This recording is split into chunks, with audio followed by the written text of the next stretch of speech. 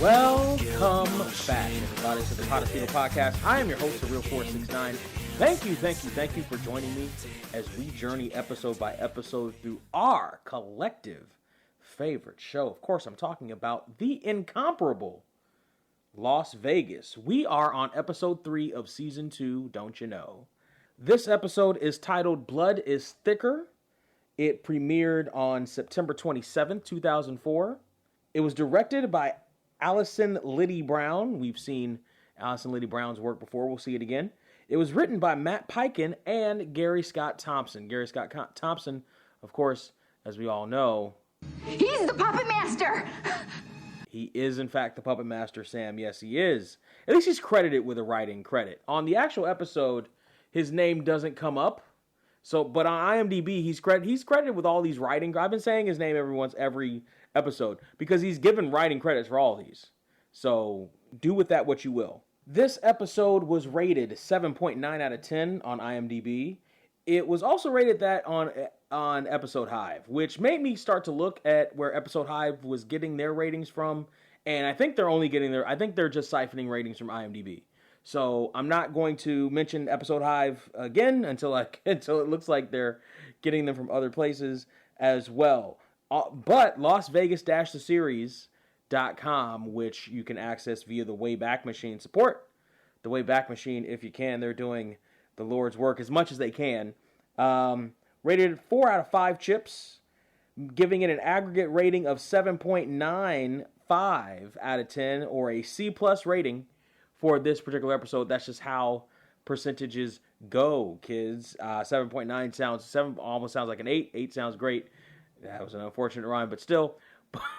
But on the rating system, on the grade system, that's what it would be. That's the grade it would be. I'll give you my rating a little bit later. As per usual, we got to get into it here. We got a lot of guest stars to go through. We got a lot of things to go through. This is another Las Vegas classic episode that we've got right here. And when I say Las Vegas classic, I mean it's got the hallmarks that you like to see in a Las Vegas episode. So we start by whooshing through the landscape of the cityscape of all of Las Vegas, and we whoosh down into a house. And in that, while we're whooshing down in that house, here's a little whoosh note here.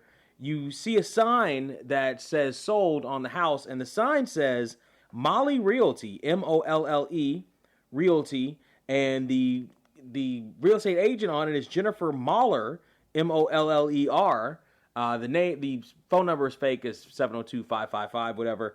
But you see a picture there. The picture's cute. Now I'm wondering who Jennifer Moller is. I went through the credits. I didn't see anybody's name there in the credits, either on IMDb or on the DVD set that I watched. That name is a real name, though, and Googling it, I did find a Jenny Moller. I don't know how to pronounce that because it's M-O with an umlaut. L-L-E-R. And that won't be the first umlaut in this episode, strangely enough, who's a production designer, but she's not credited with Las Vegas. So I can't tell if that's her. It could be her with the picture that's on her IMDb. It could be with the picture that you see here if you go frame by frame. But I couldn't exactly tell myself. While we're stopping to do this, we might as well stop and talk about the music here. We got a musical cue here. If you're watching on the original version, hey Cyril, you have the original version? No, I actually don't have the original version. The place where I may or may not, definitely don't, FBI agents, I certainly don't, but the place where I certainly don't get original airings of Las Vegas. I certainly wouldn't do that for research and for prosperity of the original better work than any of the work that you guys are putting out because you play stupid games with licensing and all the other stuff. Just pay the people what they deserve and put out DVDs with all the music on them. Anyway, I certainly wouldn't go through a channel that would have the original airing of Las Vegas on it. That, of course, is illegal, which makes it wrong. No thing that's ever been illegal has ever been right, and no thing that's ever been legal has ever been wrong. So clearly, I would never do anything like that. The place where I wouldn't go to get an original airing, again, because I wouldn't, doesn't exist anymore, which is good. It never existed in the first place, but it certainly doesn't exist now. And no, I'm not completely sad. And no, I didn't drink myself into a stupor over it. And no, I didn't crawl into a ball and hide under my bed for 3 days because of it. No, of course I wouldn't. That would just be weird. But no, I don't actually have the original version right now. Not that I would never. Why would I? That's wrong. But if I did, I wouldn't now. And probably not going forward.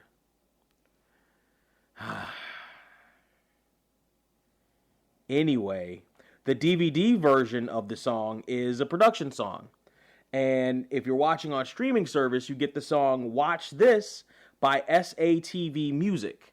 So that's probably a production house that puts out production music for studios, etc. So that's how they get their music out. And they've had a couple other songs on some of the services like YouTube and stuff, and like they kind of sound like that. So we whoosh through into the house, and we see most of our crew there. And we start with one of my favorite Queens of the Montecito, Mary. That's how you start off an episode, with Mary just smiling and that beautiful profile of hers. And they're talking about how they got to own this house so cheaply. Apparently, the former owner had to sell it pretty quick because he got himself into some legal trouble, which is how they got a short escrow. And Mike points out that he's there to speak on Danny's behalf. So apparently all of the kids of the Montecito, quote unquote kids, all of Ed's kids of the Montecito, our crew, bought into the house together. They bought into the house together. And then Delinda says a very Delinda thing. Hey guys, I think we should have a party here before we rent it out. That is the plot of at least 2 or 3 different 90s movies and or TV shows and or episodes of TV shows ever. But it's a very Delinda answer to give. Sam shoots that down with the quickness, but the place is big, it's beautiful, and they need to get a renter into it very quickly. Their second mortgage payment is coming up super fast. But the whole point, as Sam explains to us and the rest of them, is to get in on the booming unstoppable Las Vegas real estate market. So, that booming, unstoppable Las Vegas real estate market, very soon after this aired, I want to say, I almost want to say as it aired, but I don't think it was as it aired. It was very soon, though. It was very soon. It was within a year or two of it. It was not unstoppable.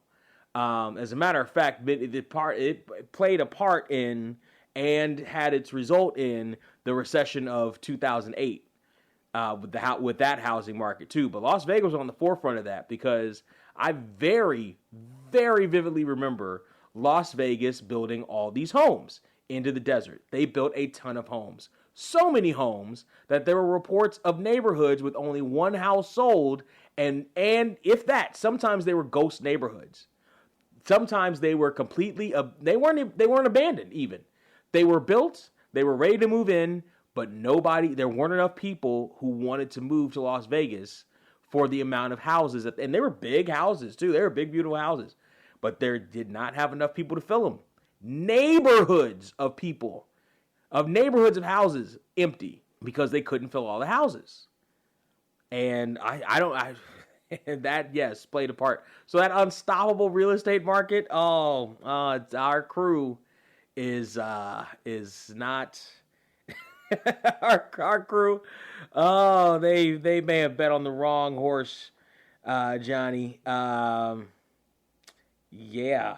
But we hear that they've named their partnership the Lucky 6 Limited Partnership, and that the house that they bought is 9836 Russet Briar Circle, which there's a house in Las Vegas close to it that does exist. But it's not, it's just enough so that they couldn't get sued for saying the actual house.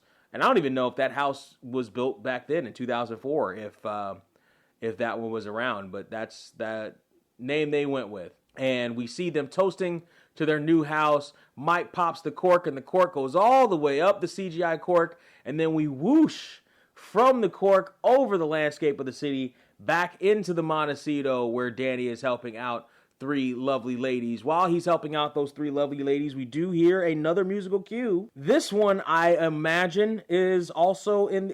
It could be in the original. It may not be. LasVegas-theseries.com had some different song titles up that I do think might have been in play as well, but I can't exactly place them. From all the way through, though, DVD and streaming services, you hear a snippet, or at least the instrumental that is used on a song called Struttin', with an apostrophe after the N instead of a G, by the KGB. That's the song that you hear. And it's a good song. It's a good song. I recommend it. That's the one you hear from DVD all the way through streaming. Everything seems to be going good, and we see a couple of people come through asking for Sam, Gerhardt, and Reinhardt. And this Reinhardt, they are they are quite the characters. They are in fact looking for Sam, but with thick German accents, and they appear to be quite serious gentlemen. We'll talk about them right now. We might as well, since they're here. The one who asked if this Sam is a woman is played by an actor named Adrian Neal. In this episode, he is Reiner. You've seen him in I don't know if you've probably seen him. He's played the same kind of roles in a lot of different things. His first credited role is in something called The Bill, as casualty officer and casualty doctor in 2 episodes back in '92. He has a tendency. He was also in VIP. I wanted to point that out. He was also in VIP, which seems to be a pattern. He was also in an episode of Beverly Hills 90210 as Jim. Say hi to Sam for us. And the latest thing you've seen him in was in 2014 in Matador as auctioneer for an episode. Now, here's the thing. This guy seems to have a penchant for playing British people. He did so in Sabrina the Teenage Witch, as well as a British doctor in Presidio Med, which also starred Sasha Alexander pre-NCIS. Actually, was it pre? I think it was after NCIS, actually. It's either pre or post. It was around the same time.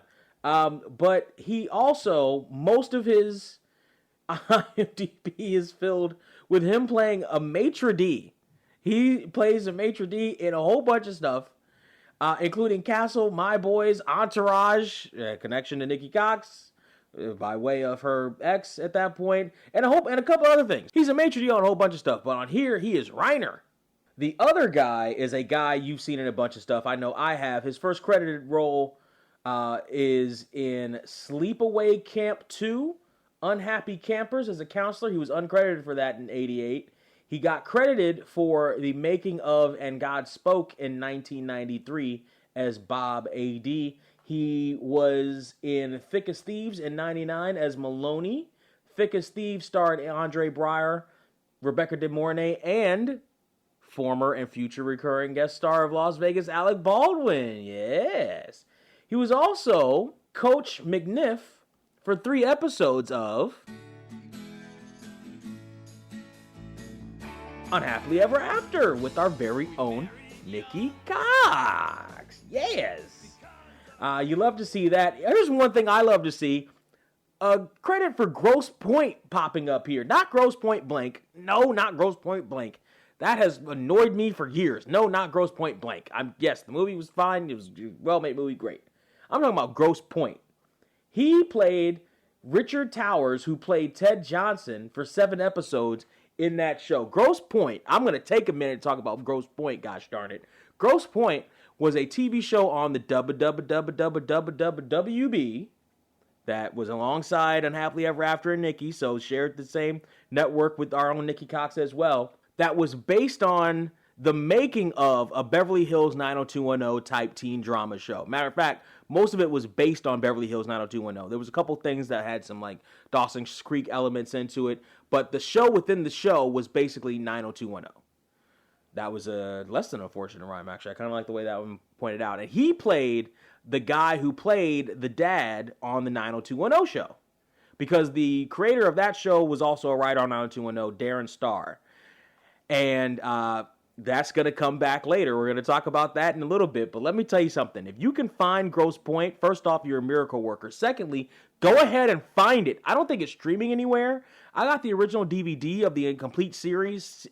The CW, or the WB, actually. It wasn't the CW yet. But the WB didn't believe in Grosse Pointe as much as they should have. But Grosse Pointe was a great freaking show with some great actors in it that would go on to be well respected. And by the way, funnily enough, the way I'm talking about this show, Las Vegas, is I also kind of had an idea in my head to do a Grosse Pointe podcast. But you want to talk about a show that is was less popular, less well known than Las Vegas. You want to talk about a show with worse search engine optimization than Las Vegas. It's Grosse Pointe. Because almost every time you look up Grosse Pointe, it leads you straight to Grosse Pointe Blank, which, again, was a thorn in my side forever. Also, remember, the WB really didn't have much faith in this show. I'm surprised they even put out the DVDs. I'm glad they did, but I'm surprised that they did. I remember catching it when it aired the first time, and I remember loving the show, and then I found the DVD, and it was great.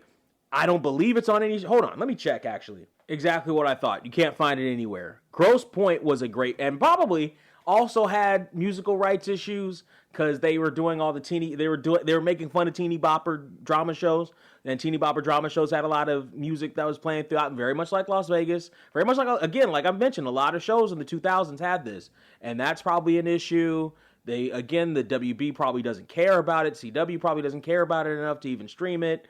So yeah, it's terrible. It's terrible what happened to Grosse Pointe. This guy played the guy who played the dad on Grosse Pointe. That's where I first recognized him, for sure. He then moves on to play Gerhardt, in this episode of Las Vegas. Both of them do just the most comical German accents, so Germans, please don't get mad at me for that. You also might recognize him from Mad TV. He did 12 episodes of that. He did an episode of Entourage. Again, Entourage keeps coming up in these things. He did 5 episodes of Glee. You younger kids might know him from Glee as Dalton Rumba. Fast forward to 2016, he did 11 episodes of Crazy Ex-Girlfriend as Bert Buttenweiser. And the latest thing you can see him on, he's got a couple of things, got about 4 things in post-production right now. The latest thing you might see him in is It's Florida Man in 2024 as bail bondsman Tim for an episode. That is Michael Hitchcock is the actor's name, and he's got a long IMDb. He's done a bunch of stuff. If you haven't seen him in any of the stuff I mentioned, you've seen him in something, because his face, first off, he's got a very recognizable face, and secondly, it's been in a whole bunch of stuff. Right now, him and Reiner and Gerhardt, him and Reiner are looking for Sam, and they don't take the joke that Danny puts up that... So this Sam is a woman? Technically, yes. And then aside from that, my favorite line is how Gerhardt, just like a petulant child, not even petulant, like just a spoiled child, says, "We are thirsty now." It's ball right there. That's beautiful, Danny. Brush them off. They don't deserve your attention. Brush them off. So fast forward to a couple of detectives from Metro coming to meet Ed, and Ed just happens to be walking through and talks to them. He thinks it's about a housekeeper that took a couple of pills from a room, but it turns out it's something slightly more serious than that. You see, Ed is being arrested. If you got anything to say, it's all right. You just say it here. It's okay. Ed DeLine, you're under arrest for the murder of Diego Halleck. What?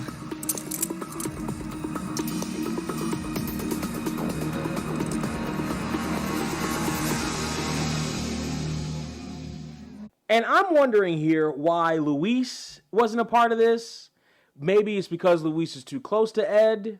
But Ed seems to be close enough with these guys that they already know him. They already work with them. I don't understand why Luis wasn't involved in this, but he wasn't. And we're not going to see Luis this episode, but we are going to see the intro as we cut to it. This is the best damn intro in the business. and it just keeps getting better. If you're watching this on a streaming service and your streaming service asks you to skip the intro, here's what I want you to do. Come here. Here's what I want you to do. I want you to skip. I want you to skip that streaming service, because why would you skip this? This is the best intro in the business. It's Las Vegas, baby. All right, but we're sitting here in Bellicera as we come back after the intro, and you see the paper there, the Las Vegas Mirror, casino boss charged in murder of physicist. Then there's also a story about tax cuts, face fight in Reno, Montecito president of operations linked to crime by DNA evidence, as well as Nevada floods, record length flood season dies down. Yeah, so you can see that there and of course, just like Las Vegas, they've got the paper there that actually has the stories on it. You love to see those kind of details. All right, let's read this story then. The story is by, look at this, Jennifer Moeller again. Her name pops up. Now I'm thinking that she was one of the production people. That name popped up again, Jennifer Moeller. 2 weeks ago, authorities discovered the body of renowned physicist Diego Halleck.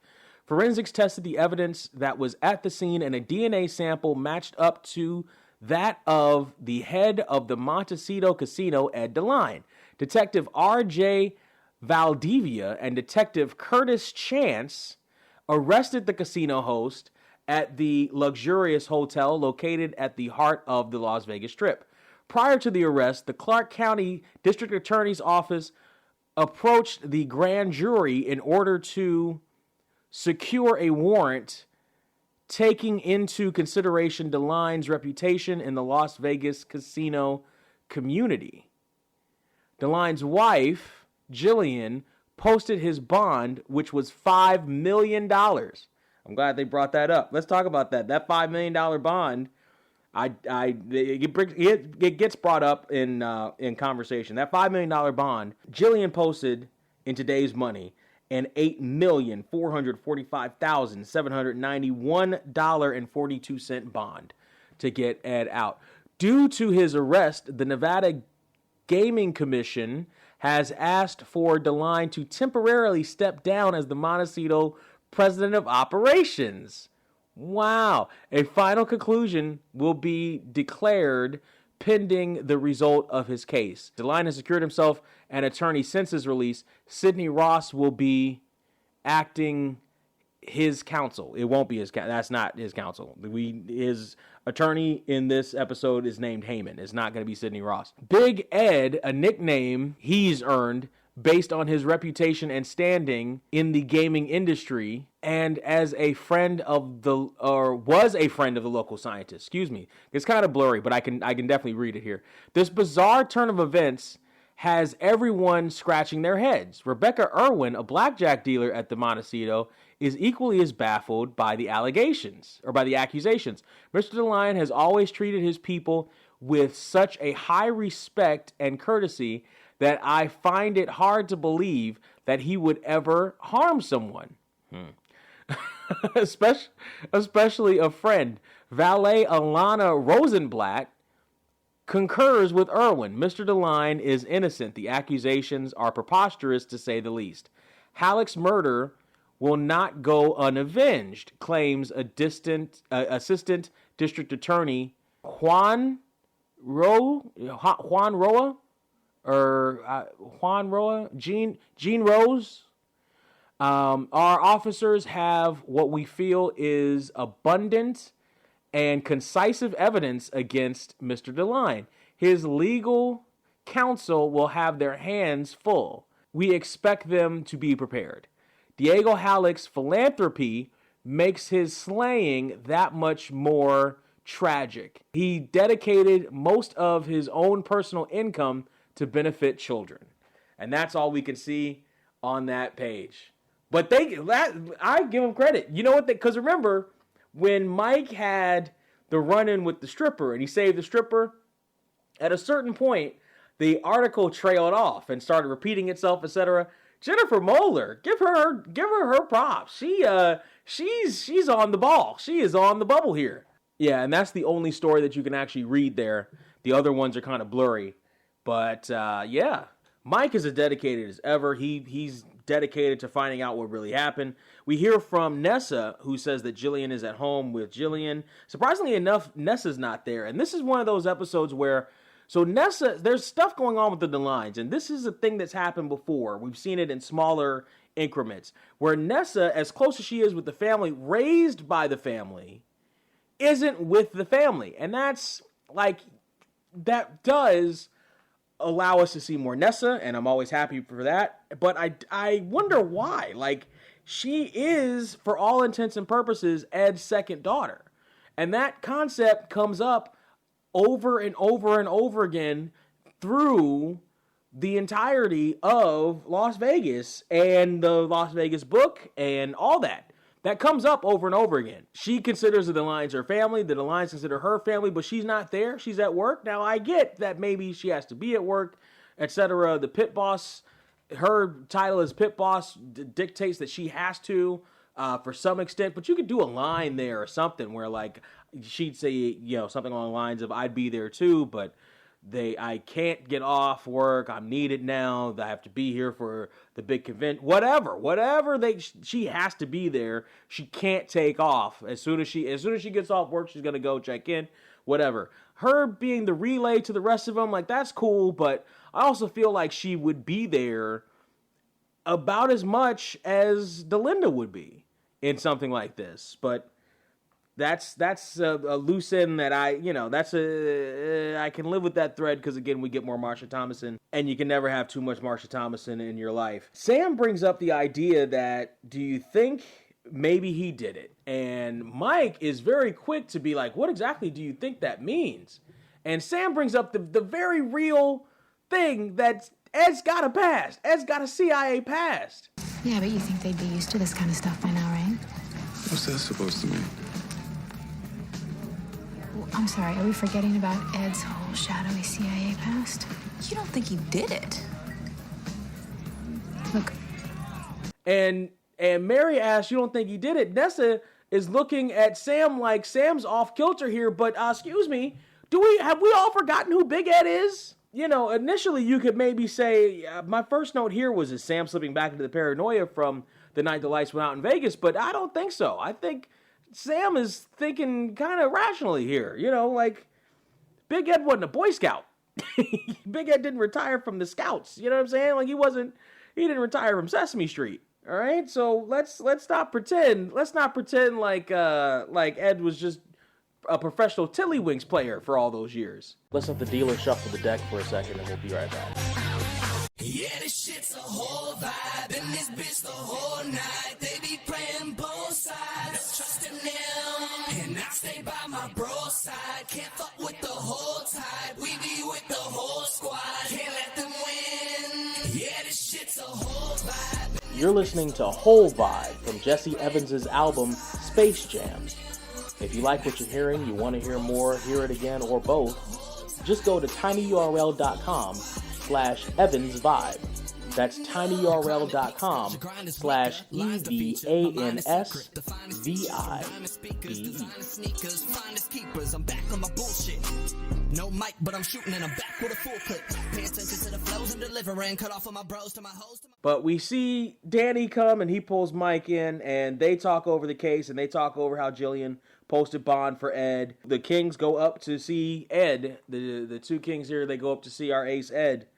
And Ed tells them that he's got to step down temporarily. Basically, we see some of the exposition that actually gets laid out very well. Again, Jennifer Moeller gets laid out very well in that article that she wrote there for the prop paper, that Ed's got to step down. Jillian posted the bond. And Ed then tells the boys that he needs them to stay out of it. It is not their case. They do not need to be involved in it. But Ed, we can help. I know you can. But right now, I cannot afford to have either one of you guys running all over Vegas, sticking your nose where it doesn't belong, and getting in trouble. Because right now, it's the last thing I need. I do not need it. So you're out. And I love that scene. I love that scene. I love that dialogue. And again, it's almost the fun family dynamic coming back into play. I love how it's like the two sons are being told an instruction from their dad that they don't want to take. They don't want to follow that instruction, but they know they have to. Understood? Yeah. Mike, understood? Yes. Okay. Do you understand me, Danny? Yes. Mike. And then Mike grits and bears it. I love this scene.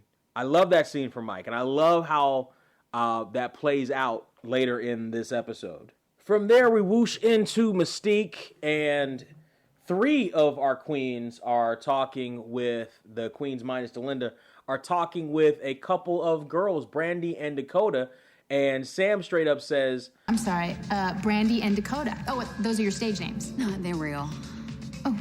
that is a great, that, by the way, that's a good double entendre joke, because yes, they're talking about their names, but also no, they're not talking about their names. While we're here, we might as well talk about one of them, Lana Kinnear, the blonde, aka Brandy. She was a wrestler. She was the Women of Wrestling champion, Lana Starr. She was also in WrestleLicious as Malibu McKenzie, and she also was on an episode of Raw back in around this same time, like not long after this, 2004. It was the episode of Raw where Trish and Lita main evented. They were the first female main eventers on Monday Night Raw, and she was on that episode. So she's got, you know, I was like, I looked her up, and her IMDb was her with the championship belt, and I'm like, oh, look at this. By the way, we're dealing with production music all through this particular scene as you're watching this. So the girls are, let's say, a little less than impressed with these girls. Nessa asks if they're working nights, and our girl, the pro wrestler Alana, asks, So I assume you work nights. Do we look like day shift to you? yeah, that it's my understanding that it is slightly insulting to a stripper to think that. So that's fair on her part. But I think that might have been a bit of an insult to our girl Nessa when asked about when the girls are just not going to give them the benefit of any of this. When asked about their credit, they say that they pay mostly in cash. And Nessa turns and says, I bet in singles. Plus, you also have to remember, Mary is a bit of a prude. We've talked about that. Mary's prudish ways have come up recently. It's going to come up again in this episode. So these girls are not exactly the cup of tea of the queens that are looking. They're in great shape, though. Lana's got a hell of a six-pack on her. And, of course, Sam can't leave this alone without adding a little bit more of the new snark from Sam when she asks, Oh, I have a question. Yeah. How often do they clean the pole? Sam, in between each dancer. Duh. Anyway, how do I know that? What? Anyway, we move over to Sam's whales that are at the table. We whoosh over to see them, and they are winning big. The guy that was there at the table with them, he is not, and they give Sam some instructions on what they, first off, this guy is, there's a reason why they kind of gave Gerhardt a lot of the lines. He's very good here. He's very funny with his big German accent, and he basically tells Sam that they want to sit there for as long as possible, but they need some provisions. Of course, whatever you need. First, we would like an assortment of smoked meats. Okay. And then a variety of pickled items as well. Yeah, cauliflower, Broccoli, no sauerkraut. beets.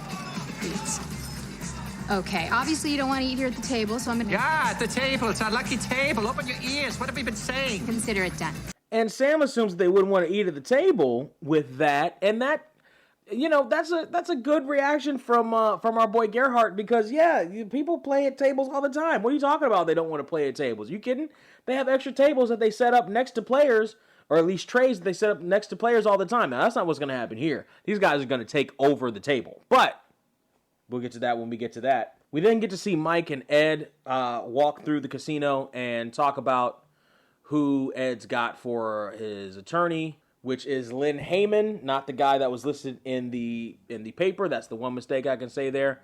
And they talk over whether they think Ed is capable of doing it. And Mike is wildly unrealistic here when he's talking about some arm twisting, etc. And Sam breaks it down. Do you think he's even capable of doing it? Absolutely. I don't mean threatening or arm twisting or smashing some guy's face into a wall. I know what you're talking about. Terminate with extreme prejudice, permanent dirt naps, big sleep. Yeah. Yeah. I think he's capable. You don't. I think this whole thing is crazy. Agree, Sam. Agree. This is as much as I like Mike's loyalty here, and that's a good trait to have in shows like this with the family dynamic, and you've seen it a couple of times. Mike is loyal to the point of, I almost want to say, almost Worf-like loyalty. I almost want to say Elliot from Leverage-like loyalty, a.k.a. Bob from The Strange Life of Bob type loyalty.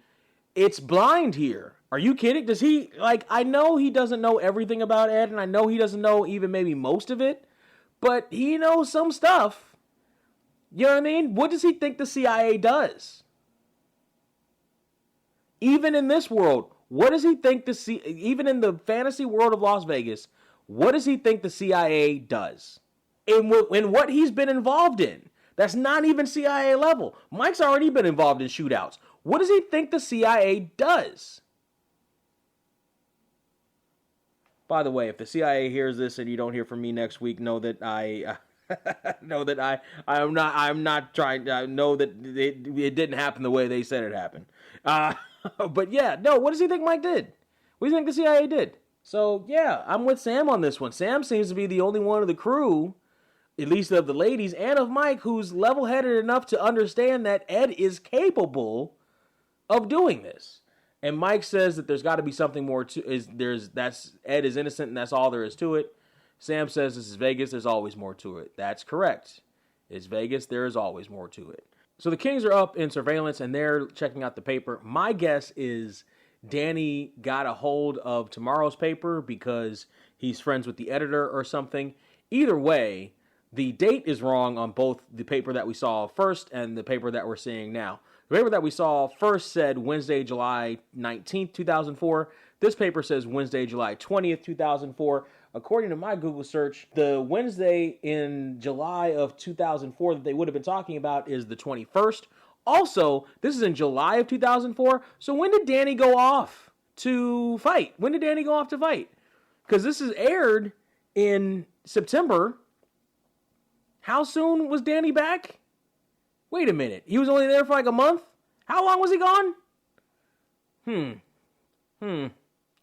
Some sketchiness here. This is a story written by Peter Rudenko, body of beloved local physicists found, in addition to a wide variety of philanthropic projects in the community, Dr. Malik is, by the way, this I can already tell because I saw originally the first screen that we saw. This wasn't the article that was first on the screen that Danny was looking at.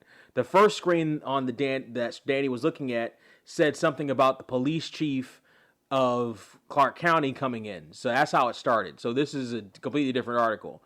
But this one says, in addition to a wide variety of philanthropic projects in the community, Dr. Halleck most often provided services to those who could least afford them. Gang members, who many considered unemployable, found jobs via Halleck's many nonprofit foundations. Juveniles hooked on drugs, particularly methamphetamines, ice, ecstasy, and crack cocaine, found safe harbor at the Samuel Halleck Memorial Rehabilitation Center in Henderson. Also, Halleck was instrumental in forming what would eventually become the Valley's largest food bank and cooperative, an entity that fed more than 2,000 homeless, and it moves on to the next paragraph. Also, Halleck was instrumental in forming what would eventually become the Valley. Oh, they repeat it. See, this is what we're doing. Repeat it. More than 2,000 homeless and hungry per day, known to many as the Welfare Buffet. Halleck's Food Bank is renowned as a model of cooperation between government like Clark County and corporate sponsors such as the city's largest strip hotels. That could have taken a turn. By the way, isn't that interesting? He was interested in doing a cooperative and he had to be taken out, huh? Okay. According to According to a proclamation by the city council calling for a Dr. Diego Halleck Day here in Las Vegas, Halleck was able to accomplish several lifetimes worth of good deeds in a much too brief 46 years. The wounded were being treated, and then that trails off. More than 3,000 people turned out Sunday to distribute flyers and join the search for Lori Hackling. The turnout, I don't know who that is. The turnout was the largest since she vanished last Monday. This is a whole nother case now. Last Sunday, about 200 people attended a candlelight vigil at a park where the woman's car was found and where it had been presumed that she disappeared while jogging. What? What are we talking about now? This story is taking quite the turn. The family has been holding as many as 2 news conferences a day since the 27-year-old was reported missing. What are we talking about here? But they have been more reluctant to face reporters since questions arose about the credibility of Hackling's husband, Mark. What are we talking about here? Hold on a second. So, editing surreal here, it turns out that Lori Hackling story and her husband Mark was a real story. So they filled in the rest of that article with a real story that happened around that time in July 19th of 2004 of a woman who went missing and it turned out her husband killed. It was very reminiscent of the Scott Peterson case. She was about a month or so pregnant, and her husband pled guilty to killing her, and after staging the whole disappearing act gimmick. And their case had some Las Vegas connections in that they not only honeymooned in Las Vegas, but the husband apparently tried to pull something similar to what Doc Holliday tried to pull off in the You Can't Take It With You episode of Las Vegas, in that he had a lower level job in the hospital and tried to use that job and his connections and pretend like he was an actual doctor and use those connections to try to get away with his scheme, much like Doc tried to get away with his scheme in that episode. So that was a real case that they used to fill in the article there. And it's not the first time. We saw with the Zhao sisters, they used some of an article about Michael Jackson in Las Vegas at the time to fill in some space as well. So an interesting little note there from the people who handled the props in Las Vegas. Now back to the show. And then it kind of trails off from there. It trailed off a long time before then, too, apparently. So up until then, we were talking about this guy, Diego Halleck, and what all the good that he had done for the community. Even though, so I don't blame this paper for not getting it right. They can't even get their days right. But according to the paper and according to Danny, this guy Halleck was a saint, but they can't exactly figure out what happened. And so they decide that, forget what Ed said, they're going to dig into it. And here we go again, because Mike says he's going to start with phone records. Why the phone records? Why not his appointment log? Because I started with phone records. You don't have to get defensive. Now, pay attention to that, because Mike, again, don't doubt our boy Mikey, the coolest guy in Vegas. Don't doubt him, Danny. You may be the sexiest, but he's the coolest. So Mike figures out that there's no calls in or out for a 4-hour period there. And they figure out they can't really prove too much from that. And then Danny decides to go. So maybe now we look at the appointment log? Cool your jets, Danny. Because Mike has figured out that 4-hour gap appears every third Tuesday afternoon for almost the entire year. How about that? Check the video archives, and it turns out our boy Ed likes to golf around that time period. So we're going to check out Ed at the golf course when the murder happened. Listen to Mike. Listen to Mike. So we're now in a coffee shop. I'm not sure if it's Cup of Joe's or not. It's hard to kind of tell. It doesn't exactly look like Cup of Joe's. As we're here, we hear a song that goes through all the incarnations, at least the DVD and the streaming versions. The song, although it might be in the original version too, because it did pop up on LasVegas-theseries.com's list of songs that were in the episode sometime, and those can be hit or miss, but this one seems to ring true. The song is Angel in My Arms by Penny Framstead, Framsted, and that seems to go through all of the incarnations. So Danny is met by Mary and that lovely smile of hers, and she rips into him for reading a golf magazine. Hey. Oh, tell me you're not going to start wearing plaid and saying things like grip it and rip it. No. That's funny. And then Danny says, thank you for meeting me here, which comes off as weird to me because thank you for meeting me. Is that something that you would say to your significant other? Thank you for meeting me here. Like that's a weird line for him to say to his semi-fiance at this point, isn't it? So Danny goes over the theory of the golf courses, that there's only a few within distance that Ed could play in and then be back in the time frame. Those few golf courses seem to actually exist. I looked them up. And he wants Mary to help entice an answer out of a groundskeeper. Sounds good.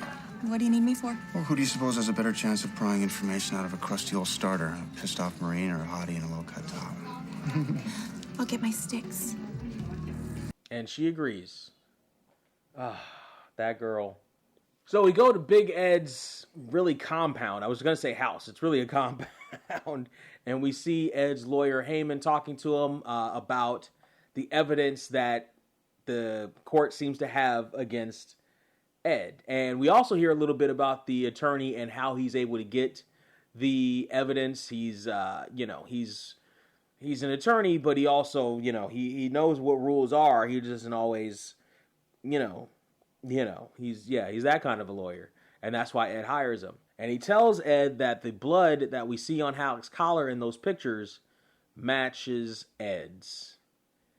And he can't figure out how. We hover over one of the golf courses in Las Vegas, and Danny asks the groundskeeper some information about trying to find out who played a while back. And the groundskeeper, he's not really having any of it. The old cranky groundskeeper, he doesn't really particularly care for anything that's happening. You could tell he hardly takes too much care of himself, etc. You know what I mean? He takes semi-care of himself, like his shirt's unbuttoned and untucked and hair unkempt, etc. He's doing his job, but that's basically all he's doing. And Danny is not doing anything to make him want to go the extra mile to find out any information. But in comes Mary, and she has a great story to tell about her dad getting a hole-in-one, and she says, Get lost. Excuse me. Hi. Well, hi yourself. What my brother here's trying to say is that my dad played around here about 3 weeks ago, and he got his only hole-in-one. Must have been 11, 168 yards, par 3. Well, it's his birthday next week, and we were wondering if you could tell us what time he played and who he played with. See if we want to make him a plaque. I tell you, an ace can be a man's most precious memory. Let me check for you, sweetheart. What's your dad's? DeLine. boy, isn't it funny how this groundskeeper just softened up to Mary? Isn't it funny? And isn't she just lovely in that outfit? Just amazing. So, but of course, we saw Danny initially when he heard the word brother, and he comes and he talks to Mary. He says, "Brother? Can you even pretend to be my wife?" Yeah. Now, here's the thing. The story works better if she's his brother. Or if she's, well, no. The story works better if she's his sister. Because it's subconsciously, even if he's not going to do anything, even if she's not doing anything, even if there's no chance of anything, there is that subconscious thing of her not being attached to this guy, to this big guy that just annoyed you. Her maybe not being attached at all. There is that cycle. It's the same thing as why a lot of agents and stuff, at least for a while, and even now still to some extent probably, at least for some celebrities, don't want you to know that those celebrities are married, don't want you to know that they have kids, don't want you to know that they're dating other celebrities, don't want you to know that they're straight or gay or whatever. They don't want you to know those things so that you can implant upon those celebrities the idea of those celebrities that A, they want to sell, and that two, that you want to buy. And you know what I mean? It's just a little, again, even if it's not going anywhere further than her getting the list, it'll get her the list. So that does work better. Now, mind you, that does also bring a little bit of lingering into Danny's head, and it does also, at least hold on to the idea that Danny is still attached to Mary, that he still loves Mary, etc., but they're still going through their thing. It's a nod to episode 1 and even episode 2. It's still a nod to their relationship, but I'm glad that nod is there and they're not just going, business completely as usual, which we've seen in episode 2. But I like that little dynamic that they just had there. Danny's still like, come on, I still want to marry you, like that. The holding off thing still hurt, baby, even though he doesn't say baby. But again, it got them the list, and as it got the list, it got the list. Would you look at how Nikki Cox, aka Mary, responds to getting that list and what it does to the groundskeeper? See? Oh, look at that. Yeah, Dad is going to be so thrilled. You would. Thank you very much. Thank you, sweetheart. Man, again, it being siblings made it work better. So, but anyway, we find out that Ed actually played golf with the dead guy there. And so that's why the golf alibi doesn't quite work. So we go back to the DeLines at home, and Jillian is joking about Ed being able to do some chores at home since he's got framed for murder, or since he's indicted for murder. And Delinda's freaking out a little bit. Delinda's like, you're acting like this is no big deal. Again, I know that's your dad, Delinda, but also that's your dad, Delinda. That's your dad. Ed is your dad. We know Ed's. We know this. We know how it can go down with Ed. At least we should, to some extent, even if you've been shielded from it to some extent. Yeah. Do you remember Groundhog Summer? Remember how you knew that he was going to kill? You knew that Ed was going to kill that guy. And Delinda asks Jillian why she's not concerned, and Jillian says, well, I guess I'm just more used to it than you are. Wait a minute. You've been charged with murder before? No, of course not. you can kind of see the parental lie. You can see the eyes cut between Ed and Jillian where they know they're going to say something. It's almost like, I don't even want to give the example in case the kid, what happened to Santa? Santa's fine, sweet. And they look at each other. Oh no, your dog is fine, sweetheart. He's off on a farm somewhere. He's off on a farm. I don't know. That's less James Caan, and I don't even know who the hell it is. But but yeah, the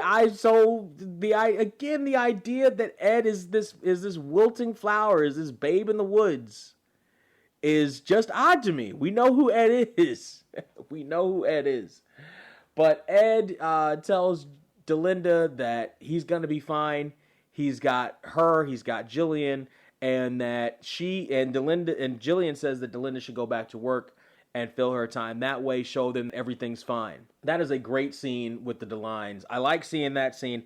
Again, I do kind of wish Nessa was involved in that scene because she's a DeLine. For all intents and purposes, Nessa, her name really kind of should be Nessa Holt DeLine. For all intents and purposes, but okay, it's Jillian, it's Ed, and it's Delinda. Okay.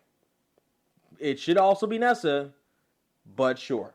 We go down the strip, and we see our girls, the remaining queens in Belisara, auditioning some firemen and trying to see if they would be good tenants. Again, under the guise of production music playing, and Delinda walks in just as the interview ends, and she just gives a Delinda line of hose me down, and then they talk about how things are going with the DeLine family and how they're feeling, how things are how things are doing, how Ed is doing, and it seems she's getting back into the swing of things. And they talk about the firemen, and Sam has an issue with the firemen for some reason.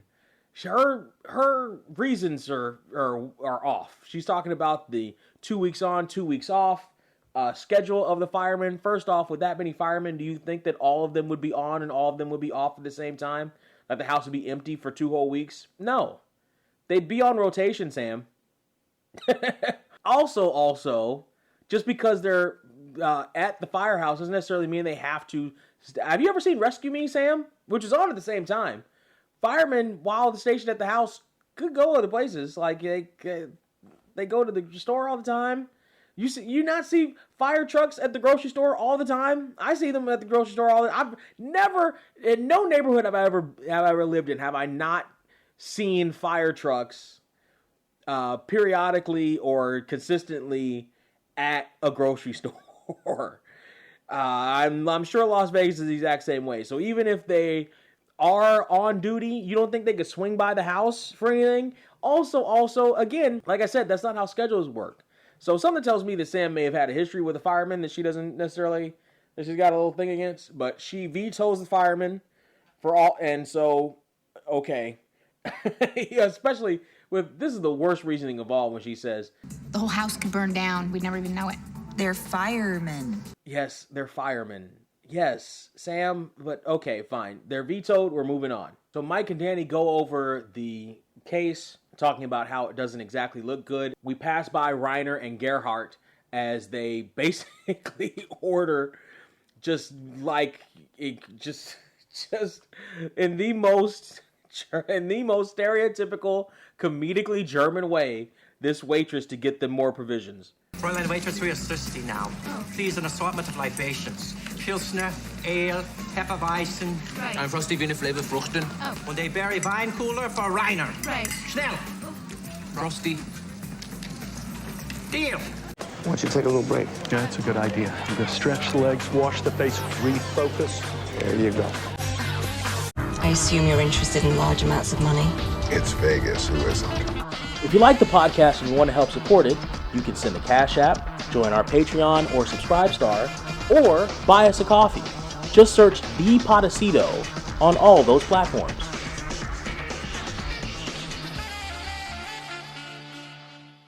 But that's fine because the Kings are meeting with Jillian in Belisara, and they're talking about Ed's case, and they want to ask her if she knows anything about Ed and this guy Halleck, and if they play golf together and what she knows.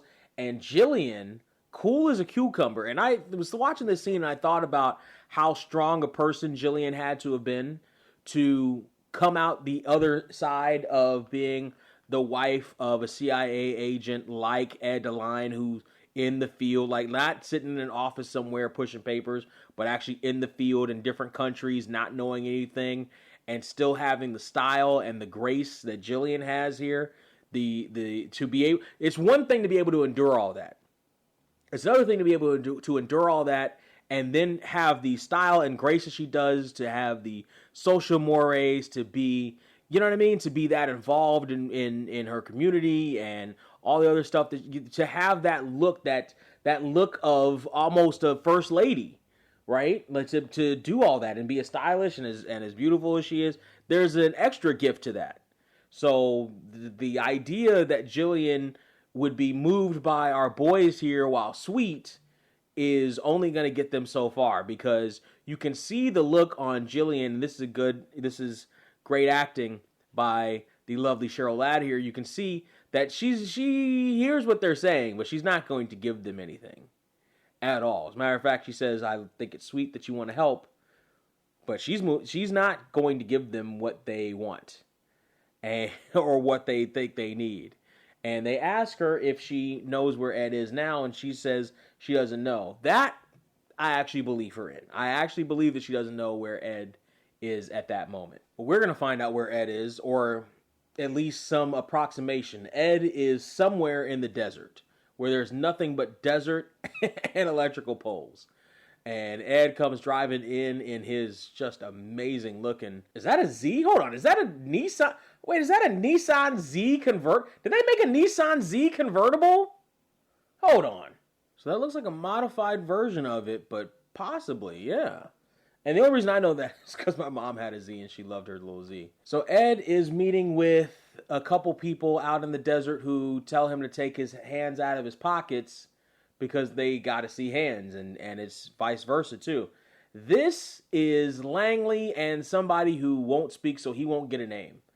But Langley, if you've been watching the Las Vegas or the Podecito social medias, and you should be already, we said happy birthday to Langley, played by this guy here, Joseph C., who many of you know from General Hospital. Say hi to Sam, but also might know him from The Cosby Show. That's where I first know him as. He will be back. We will see him in a future episode. So we'll get into more of his stats later. But Langley here is talking with Ed about the situation, and it turns out Ed was involved in this more than we think. He was gathering information for the CIA about this guy Halleck, who then turns up dead. And his name is now attached to it, and it shouldn't be. So Ed is trying to get the CIA to get his name off the list, to get the police off of him. But of course, the CIA, in their infinite wisdom, says, we have to maintain a certain level of deniability. What's the matter with you morons? You don't know how to operate in the field. Plus, as you're aware, we're not authorized to conduct that type of operation inside the United States. And you're not officially with the company any longer. Ed is not having any of that. Because they came to him for help, and now he needs not even a whole lot of help, but his name to be cleared, his name to be taken. I guess that is a lot of help. And they said that they're not going to do that.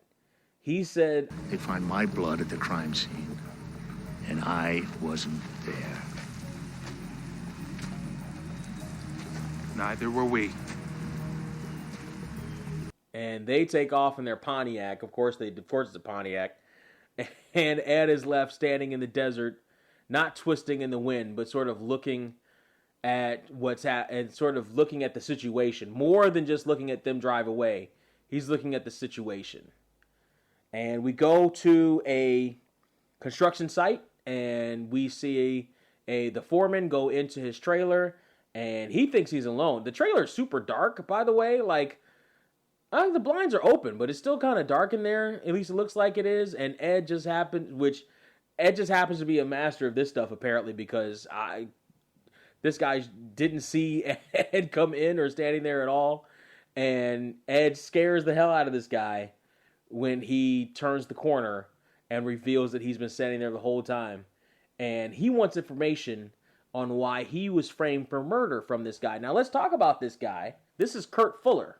Kids, Kurt Fuller is a great character actor who you've seen in a whole bunch of stuff. I've seen him in a whole bunch of stuff too, but I was especially surprised to see him happily surprised to see him on this rewatch, because I've fallen in love with Kurt Fuller's work a lot recently. His first credited role was as a cameraman on Knight Rider, the original Knight Rider, not GST's Knight Rider.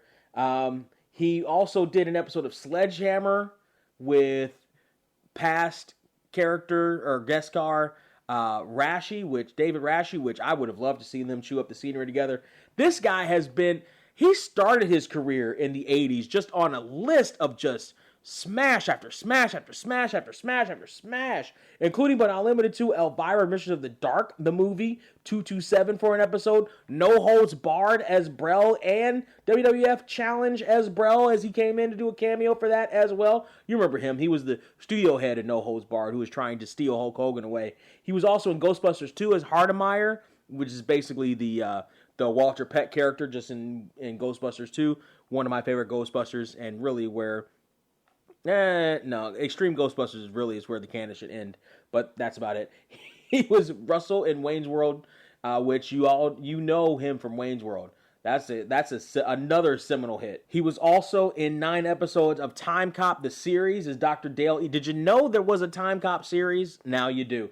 He was in Family Law, which again keeps coming up in these things. He was in Autofocus as Colonel Klink, as the actor who played Colonel Klink. He was in this episode of Las Vegas, obviously as Siegel in 2004. He also did Monk the year before. Again, that Monk to Vegas, Vegas to Monk pipeline. And of course, where I recognize him from and why my eyes perked up watching on this rewatch, he played Coroner Woody Strode in Psych.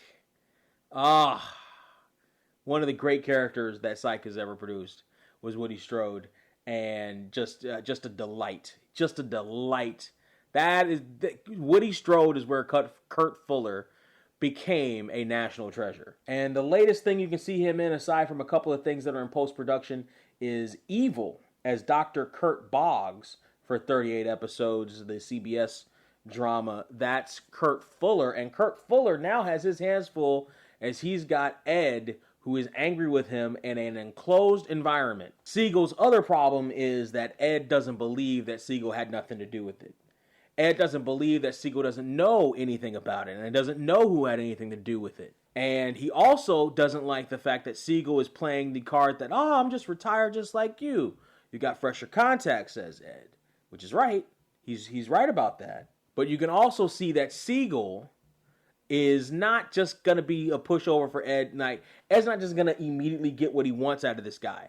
Because Siegel knows Ed's reputation. And that's part of the reason why Ed's got a target on his back. Siegel, a little bit of jealous, he says, if I get involved, now I'm on somebody's list. And you know what? I don't have $1 million job and a mansion behind gates. I'm struggling to build a couple of condos here. Which I understand is not a terrible point from Siegel's part. But one thing that Siegel also tells Ed is that you're a big target, Ed. There's a lot of guys. Won't lose any sleep if you go down. So it's not like Siegel, he might have some information because he was the guy that, helped facilitate the thing with Halleck and Ed, etc. But that according to Siegel is about all as far as it should go. He shouldn't be involved in this too much more. Ed doesn't believe him.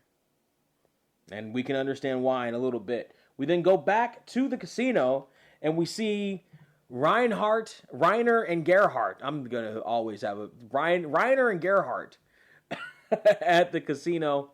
And they are having an amazing luck at the tables. They have stacks upon stacks upon stacks of chips. And they want to stay for as long as possible. They want to even stay the night. So much so, they want a lazy boy sitting there at the table with them. And because of all the money that they're winning, because of how big they are in terms of whales, they're going to get it. They also want... Reiner would like a sleepy hoot. I'm sorry. Sleepy hoot. Sleepy hoot. Hoot. Sleepy hoot. For your head. Yeah. Sleepy hat.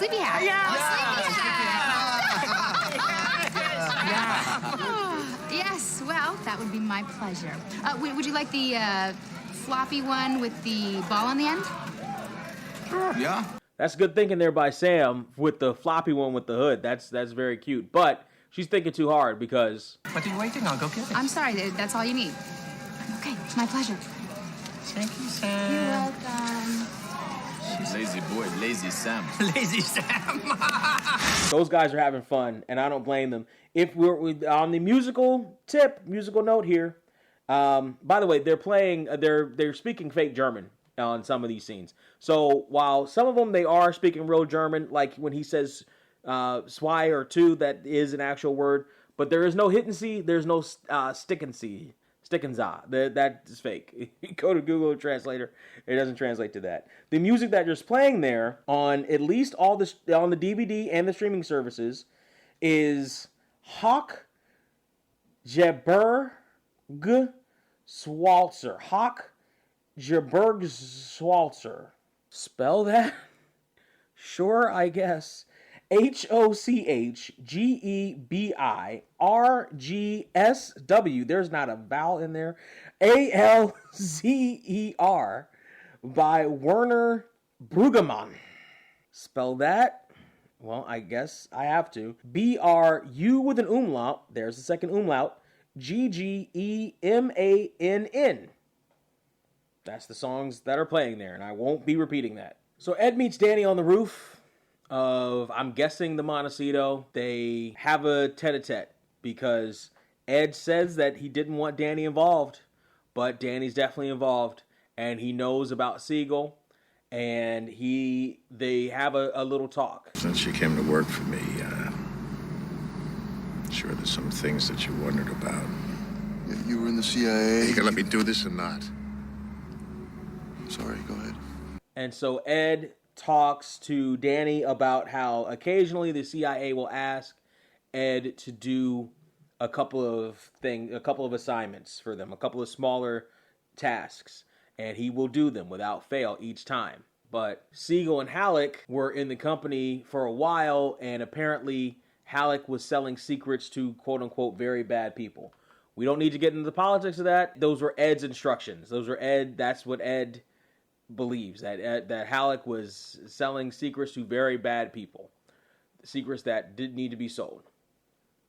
And so much so that he was willing to take Halleck out. But he's not the one who actually took Halleck out. But he did give Halleck up to the CIA for them to do something about it. But now he's in a bind and needs some help. And we flash back to the construction site where we see Siegel. I keep wanting to call him Woody. Where we see Siegel getting a talking to from Mike and Danny. And I gotta say, Mike's fashion choices in this show go in a couple of different directions. Here he's suit and tie, completely buttoned up. And I figure that's to try to give him a little bit more authoritative look. When he's back in the casino, he's got more flashier colors, a lot of reds, a lot of oranges to him. And Danny is just cool ass Danny most of the time because he is of course the sexiest man in all of Sexyville, but that's not what we're here for. But they're trying to pressure Siegel into getting a little bit of information, but Siegel doesn't want to give them information. As a matter of fact, he is playing around with them. Whoa. Ebony, Ivory, you guys trying to strong-arm me? And Danny says it's a big town, but it feels like it's a big city, but it feels like a small town. And that Siegel should help them out. Otherwise, it's going to feel like it's going to be advantageous for him to help him out or disadvantageous for them not to. Siegel throws away his card. And we go into the Mystique, and all the queens are sitting there with the Brinleys, a wholesome couple, like super duper wholesome looking. Complete, like almost buttoned all the way up are their collars, and they are sitting there and they're seemingly nervous, but they went to the house and fixed an air conditioning problem as they drove by. Like they kind of found something, and I guess the guy likes to tinker around the house. The girls are very, very impressed with everything that they're bringing to the table, and they ask them immediately if they can move in today. So let's talk about this couple, the tenants that our queens just are in love with. Let's talk about the wife first.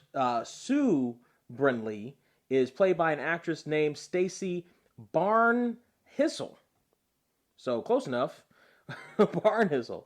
By the way, love her birthday. Her first credited role was in Jack and Jill as Leslie for one episode. She then does another Las Vegas show, CSI, as Family Mom in the exact same year that she plays Sue in this episode, 2004. Fast forward a few years, and the latest thing you can see her in, there is a short called For the Love of Hate in 2019, where she played Marianne Knutson, or This Is Us as Amy in 2018 for an episode. That's Sue Barnhissel. Her husband is played by Matt Kaminsky. Matt Kaminsky's first credited role was in A Quiet Little Neighborhood, A Perfect Little Murder in 1990 as Chad. That was a TV movie. He did Saved by the Bell really twice. He played in the original one as Peter Bereshnev, uncredited for an episode, and back again in the new class as Travis for an episode. He did The Young and the Restless for 2 episodes because Las Vegas loves their soap stars. He did an episode of 90210, Say Hi to Sam, again because Las Vegas loves their soap stars. He did CSI again, 2002. Look at that connection. as Stuart Bradley. Just 2 years before his soon-to-be wife, he does this episode of Las Vegas as Doug Brenly. He does Expecting Mary in 2010, fast-forwarding a long time, as Joe. That movie starred Fred Willard, Gene Simmons, Della Reese, Sybil Shepard, Cloris Leachman, and former guest star Elliot Gould. Yes, he also did an episode of Psych, which starred guest star here, Kurt Fuller. Yeah! Fast forward again to 2024, and he did CSI Vegas again. He just loves his Vegas shows. The latest thing you can see him in is he's got one thing in post-production called Countdown Jerry, as Jerry. And he's got 1968 Black Flower Drive podcast series. He did 4 episodes of that. But also as in Paradise as a passenger in 2025. Matt Kaminsky was the T-Mobile radio and TV voice for all those ads with Catherine Zeta-Jones. He also did voiceover work for Christopher Reeve in select scenes of Superman 2. So this guy is a bit of an accomplished actor, don't you know? He's just a straight-laced, nice, wholesome guy. Just like a straight-laced, nice, wholesome wife. Nothing to see here. So Siegel is in the planning off the code enforcement, the building office, or the downtown, and Danny's right there as he comes out of the office knowing that his plans were disapproved. They were approved yesterday morning, but now not so much, and Danny just happens to be sitting there eating a sandwich, telling him, oh, it's a shame. You had something to do with this? Oh, yeah, I forgot to tell you. My father's on the planning commission. You think you're gonna strong-arm me, kid? This is Vegas. So as Siegel comes out of the office, he sees that his car is being towed. Apparently, he's got 146 tickets. 146 tickets that he didn't know he had. But he's got to go down to parking enforcement and pick it up in 6 hours and bring cash. Now, here's the thing. I, in my younger days, have had my car impounded in 2003 and 4 and maybe 5, maybe 7, certainly 9. And it doesn't take that long. At least in LA, it doesn't take that long. I don't know why it would take them 6 hours. It doesn't take that long. Like, it'll take them a while to get it in there and give you paperwork and do all that stuff. It doesn't take that long. It doesn't take 6 hours. It doesn't take a couple hours. It doesn't take 6. But methinks Danny's putting a little pressure on the tow guy, too.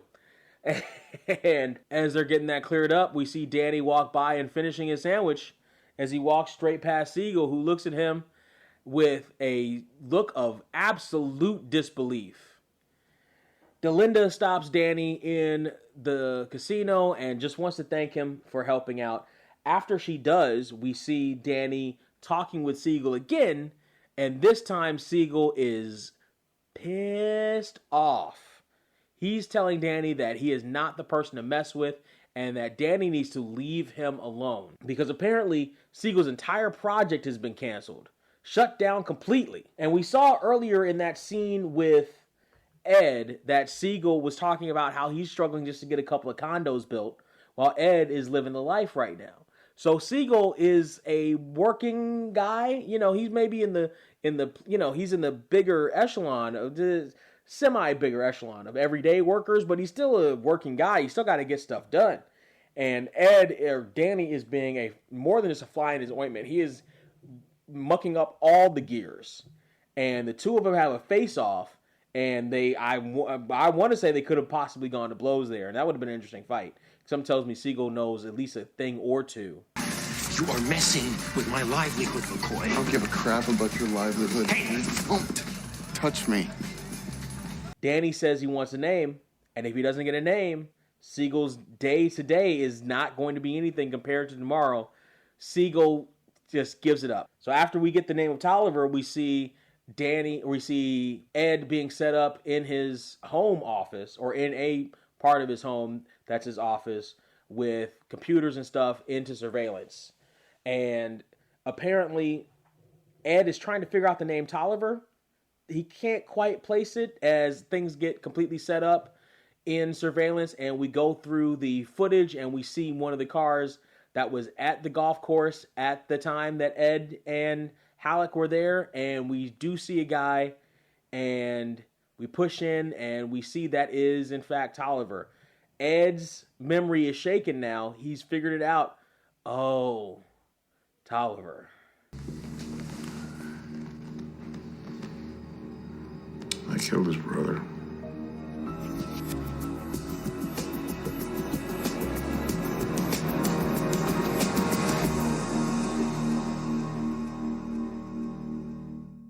As we come back from that shot, Ed explains to the Kings why he killed Tolliver's brother. Turns out he facilitated the capture and torture of an American agent, soldier, whatever. And it was Ed's task to take him out. And because of that, Tolliver, who also works with the company, was mad at Ed. Not mad at the company, not mad at his brother, but mad at Ed for actually pulling the trigger. That's why he's coming after Ed. So Mike, again, on the ball Mike, figures out to check with the cell towers around the time of Halleck's murder. Because he figures that Halleck, or that Tolliver would have to at least confirm the hit. And he does get one call coming out of that range at the time of the murder from a 310 area code, which is an LA area code. And it turns out it belongs to Tolliver. Now, the address that was shown here absolutely doesn't exist. But the boys are now committed to helping Ed out. We can do this. Just one question, how long does it take to paint over a logo on a jet? What does Mike mean by that? We then cut back into the casino and we see Sam and Mary getting met by a DSL agent who's trying to set up, remember DSL? Who's trying to set up high-speed internet in the house there, but apparently he has to deliver it to the owners of the house, not just the tenants. And while doing that, Sam asks, Lunchtime. You want to go over to the house with me and drop these off? Sure.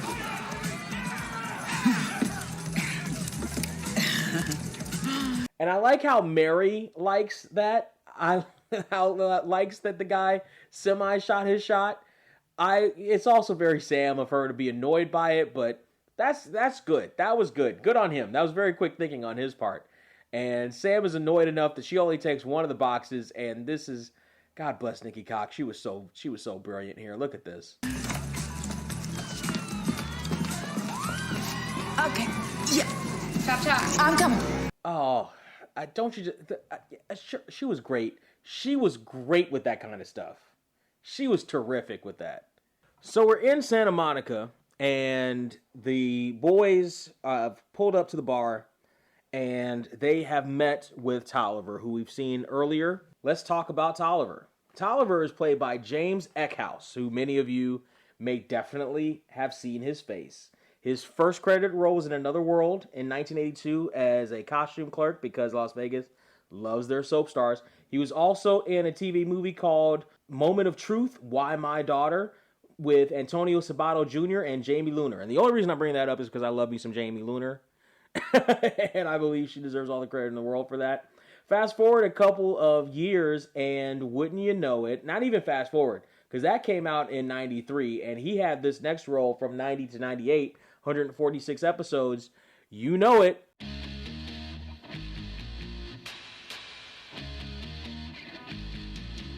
"90210, yes, as Jim Walsh. He also was Dr. Edwards, so I'm guessing that he came back for an uncredited role for a cameo of some kind later, which is weird. But he was Jim Walsh. He was the dad in 90210. Say hi to Sam. He was the dad in 90210. Yes, he was. He also, fast forward a couple years, he did an episode of Crossing Jordan as Mr. Cartland. I don't think these characters are connected. I would love to do a headcanon to connect them, but I don't think so. He did this episode of Las Vegas. He will do another one. Also, he will do another episode of Las Vegas as a different character, though. We won't see him again until season 5. We won't see him again until season 5, but we will see him again. He was in CSI, again, connecting the Las Vegas connection as two different characters in 2001 and 2009. But again, with the Vegas gimmick. He was in Second Chances, a TV movie, as Dr. Coleman, alongside former guest star Allie, Don't Call Me Allison Sweeney. He did 17 episodes of Days of Our Lives because Las Vegas loves They're soap stars. The latest thing you can see him in is The Girls on the Bus in 2024 as Terry Height for an episode. One thing about 90210 is that his character, Jim Walsh, was number 41 in TV Guide's list of the 50 greatest TV dads of all time in 2004, in June 2004. So that issue came out just a couple of months before this episode happened. I wonder what they think about him now. But here's the thing. Also, remember when I talked about our actor who was on Grosse Pointe and he played basically the dad from 90210, except there's a caveat to the way he played it. It was a throwaway joke that his version of the dad was gay. And it's my understanding that Darren Star didn't think that James Eckhouse is gay. And there's no, if he is, he is. But that's how they played that particular character. So there's the connection. There's a connection you have Las Vegas and Grosse Pointe in the exact same episode. They don't talk with each other, but it's almost a parallel universe of TV dads. It's almost like into the TV soap opera dadverse, into the WB soap opera dadverse. There's nothing on his list of IMDb credits that makes me think that he should play or could play a hitman. That he could play somebody who does wet work for the CIA. There's nothing here. There's nothing on this list that I'm looking at that suggests that this guy is right for the role. But here we are. Hold on a second. Let's get a new deck in here, and we'll be right back. Planning a party but can't get to Mystique. Now we hear it's the hottest club in town. It is, but it won't be if I rent it to you. No offense. No worries. Let the action come to you. If you're in the Southern California area, let the vibrant, enthusiastic, and experienced event planners at Belizean Beauty's Liquid Creations Go ahead and keep the party going. From anniversaries to quinceañeras, birthdays to weddings, and everything in between, the Liquid Creations ladies have got you covered. If there's anything else you need, please do not hesitate to call me. Have fun. To book your next event, call 323-423-5866 or send a request either to krrromero9@gmail.com or on Instagram at liquid_creations with a K. He's sitting at a bar, he's drinking a beer, he's met by the boys who say that they're Peyton and Malone. That should have been his first. So I got a theory that this guy's not the brightest bulb in the box. He's not the sharpest crayon in the drawer. And part of that is, so here's the first thing. The boys introduced themselves as Peyton and Malone, who were well-known Lakers at this time. Well-known Los Angeles Lakers. You could not go anywhere in Los Angeles, certainly not a bar, without hearing about or seeing something about the Los Angeles Lakers. It was annoying. So people ask me why I'm not a Laker fan. It's because the Laker hype train is so annoying. It turned me off when I became a fan of basketball. I could not get on board with the Lakers. They were too annoying. The fans were terrible. I could not get on board with the Lakers. And this was in that, this was the Kobe era and Shaq. And I think they were part of that quote unquote dream team, that big mega team. It was terrible. Peyton and Malone, and they had been on other teams for years before it, so it was a big deal. It was, you couldn't turn on your TV without hearing about these guys, without hearing about the freaking Lakers in Los Angeles. So for him to hear the name Peyton and Malone, he either must be really out of it from doing the hit, from accomplishing his goal, or he must not be the sharpest knife in the drawer. And so they come up and they say that the company sent us. Gas company? Oh, that's how we're gonna play it, huh? And he goes to reach for his belt, but Danny plays it cool. Both Danny and Mike play it cool here in this interaction, where this guy says he fulfilled his contract and he doesn't want anything other to do with the company, at least not right now. So the guy, he's trying to take off. He tries to call something in, but Danny and Mike cut him off at the pass. And here's another reason why I don't know if this guy's the sharpest guy in the drawer, because he believes them. He immediately believes them as they cut it. Like, I would imagine if you're in this position, there are protocols and stuff that you have to do, even if it's something along the lines of, you know, you got to protect you, etc. There's got to be protocols in place that he's, you know what I mean, that you got to go through to, you know what I mean? Like, I just feel like him believing them at their word without any hesitation is just an odd choice here. But he says he's not afraid of Ed DeLine. He says he doesn't need their help. He's going to take his chances on his own. And he decides he's going to take off, leaving his beer there. And we hear a cool little interaction between the two of them, between Mike and Danny. Are you sure this isn't going to kill him? About 60% sure.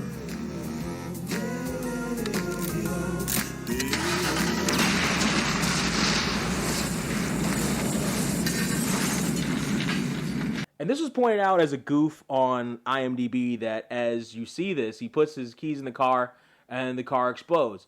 As you see it, you can see the dummy in the car moving in the car that got exploded. And that you said that that's a goof. I don't know that that's necessarily a goof, but you could definitely see it. And we then cut to a scene of him being singed, but in the air of the airplane. Immediately after. So Mike's assertion of the 60% paid off. The 60% paid off. As they're up in the air, you are met with the music of Good to Go, as heard on Desperate Housewives. That's how it's labeled. Desperate Housewives obviously came after this. Actually, was it obviously came after this? Desperate Housewives was on around the same time. I want to say it was, if it wasn't on yet, it would be on in the next year. So Desperate Housewives was on in 2004, but it was on oh, wait a minute. It was on a week after this. Yeah, it was on about a week or so after this, October 3rd. So around the same time. And Desperate Housewives was a big hit immediately, and maybe the scene was a bigger scene than this. But yes, the song is Good to Go as heard on Desperate Housewives, but played on Las Vegas First by the Daniel May Quartet on the DVD and the streaming services. So our boy Tolliver needs a cigarette in the air, and as you see Mike quick on the ball. Mike was on, man, listen, Danny, y'all need to lay off. Danny specifically needs to lay off. Sam was right, but Danny needs to lay off Mike. Mike is on the ball. He immediately sees that Tolliver's looking for a match or a lighter of some kind. He sees the Montecito matches that are in the ashtray, which I'm surprised isn't a Montecito ashtray, but it's not. It's Montecito branded matches, and Mike lights the cigarette for him. Now, they got to figure something out, because if Tolliver's a smoker, that's probably not going to be the only cigarette he smokes, especially under the circumstances, but we'll just say he got away with it this time. We whoosh back down to the crew's house, and as we do, we hear the song, a production song on the DVD. On the streaming services, you hear what is probably an AI song. You want it, you need it, you know you gotta have it when the party rolls around, something along the lines. It's probably an AI song, because somewhere along there's a line that doesn't quite fit. There is a song, Shake by Bent Fabric, that is listed on the Las Vegas-Series site. If there was a song that would be in the original version that was listed there, that's the one that I think might be in that scene. But I can't tell you what the original song is. It's Sam and Mary at the house to drop off the high-speed internet stuff for them. By the way, that's a lot of high-speed internet stuff for a house like that. So that should raise a little bit of suspicion. The girls come in and... Hi. You guys here for the audition? The audition? Excuse me, for what? TheWhoreNextDoor.net. So TheWhoreNextDoor.net was a real site. NBC did not buy the rights to it. It was a real site. It was functioning. And it was the site you think it is. So since NBC didn't buy the rights to it, since it still existed into and after the episode aired, for years after the episode aired, and evolved and all this other stuff. Thanks, Wayback Machine. One, it makes me think that somebody may have just revealed something. Or somehow somebody may have just revealed their browsing history to the entire nation. Or it's just a joke that they thought was funny, but then how did legal not clear that one? They cleared the other one. I forget what the other Cam Girls or whatever. I forget what the other one was. They cleared that one in season 1. How did they not clear this one though? They didn't. They're gonna love you. Oh, thank you. Like, that's the difference. That's the dichotomy between these two, and I think that's why these are the two that are delivering it. This is the combination of queens that are delivering the DSL and in this environment, because it's funnier with these two. And just, I like Nikki Cox's natural reaction of thank you. I like Vanessa Marcil's natural reaction of shoving the guy away with one hand, like a powerful shove that he didn't know that tiny little hummingbird body could muster. I like that.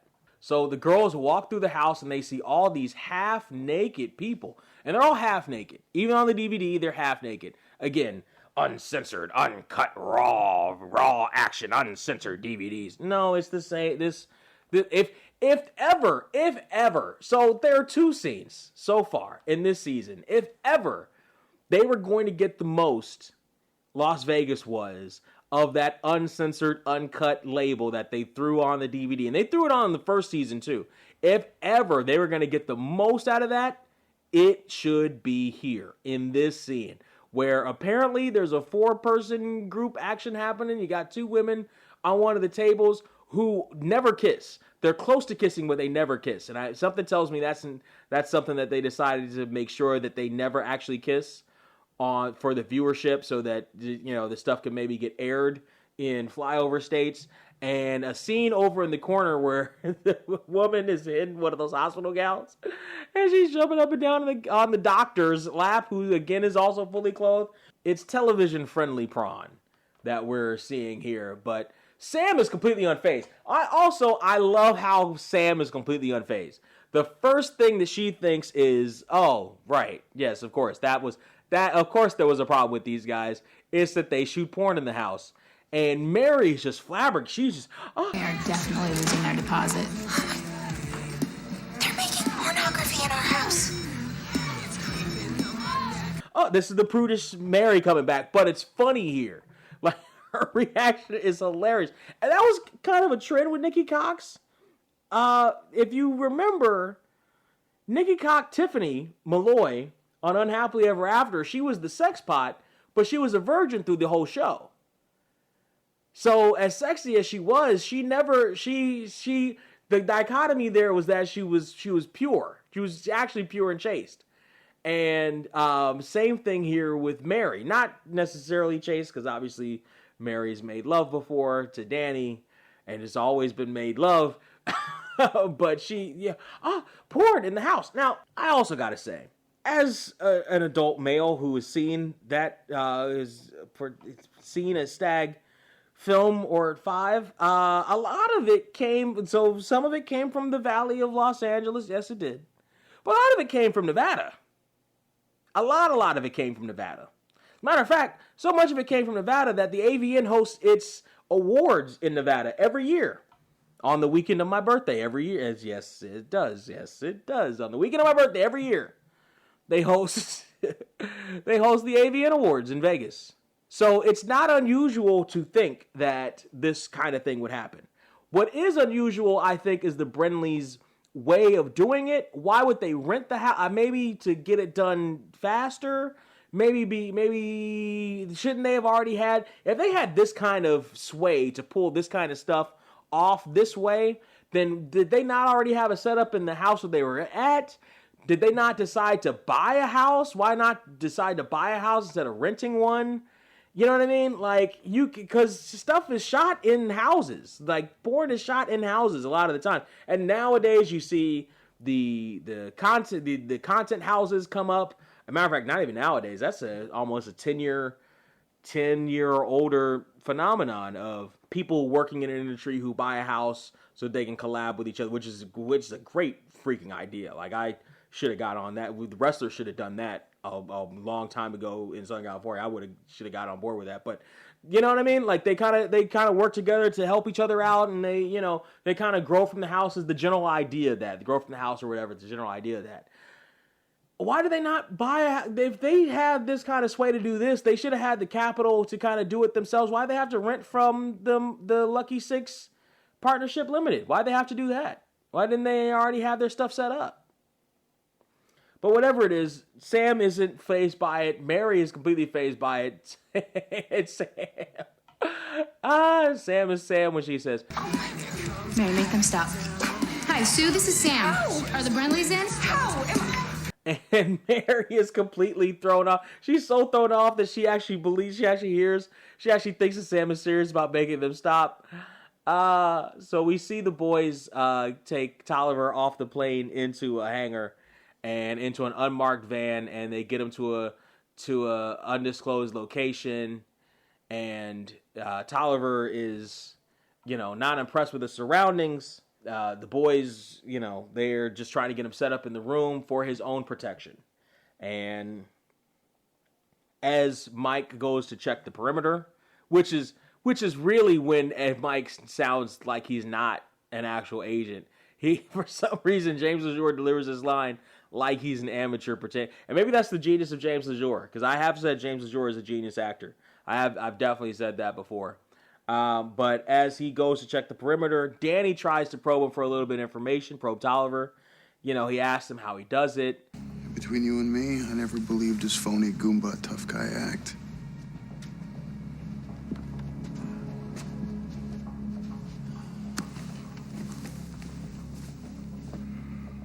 So how'd you do it? And Tolliver, again, this is where I think he's maybe not the brightest guy.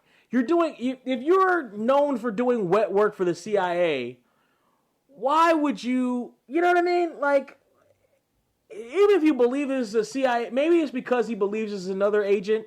He believes it's another guy in the CIA. But even if he is, what he's doing isn't CIA sanctioned. You know what I mean? Setting Ed up wasn't CIA sanctioned. He might be able to get away with it because it comes from high up, and high up is letting it happen. You know what I mean? There's a difference between the authorities letting it happen and you getting away with it to the point where you could brag about it as it's happening. Like, you have to, you know what I mean? Like, what is he doing? But he gives it up because, again, I think Tolliver isn't that smart. And I think he's not that smart because the episode needs him to not be that smart. So we can wrap this thing up in 44 minutes. I think this is a segment where the show has to show, and so Tolliver can't particularly be that bright. And he gives it up. He says that Ed banked some of his blood, and he broke into the blood bank, and that's how he was able to plant it at the scene of the crime. Just not that bright at all. And Danny feigns like that's brilliant. He believes the whole thing. And as Danny and Mike leave the room, Tolliver, of course, checks his surroundings to see exactly where he is. There's no markings in the room, which is weird that the first thing he wouldn't do is try to open the window or look through the window or anything. But apparently it's not. That's the last thing he did. He does peer through the window, and he sees he's in Las Vegas. Now, this is, by the way, after, by the way, Tolliver halfway seemed like he was halfway smart. Because when they got to the room, he remarked, So where are we? Come on, Ben. Flew for about 5 hours. Plus you set your watch ahead 3 hours. It's a nice catch. Gotta be East Coast, right? Maybe D.C., huh? Now, it's after that. So Tolliver was bright enough to see that. He was perceptive enough to understand that. He wasn't perceptive enough to catch on to Peyton and Malone in the bar. And he wasn't perceptive enough. To not rat himself out. Because the show has to wrap up in 44 minutes. That's why. So as Tolliver tries to leave, he's met with an angry Ed with a bug in his ear, who punches him straight in the nose. Hey. Thanks. Good on you, Ed. So the detectives come in, and we see Mike in with the camera, who sees that Tolliver has been recorded the whole time, and Tolliver can't believe it. He can't believe he got like that. Yeah, Tolliver. Maybe he was one of these guys who gets so drunk off of beer because he was only drinking beer, at least what we saw him. Maybe he drank other stuff. Maybe I don't know. He was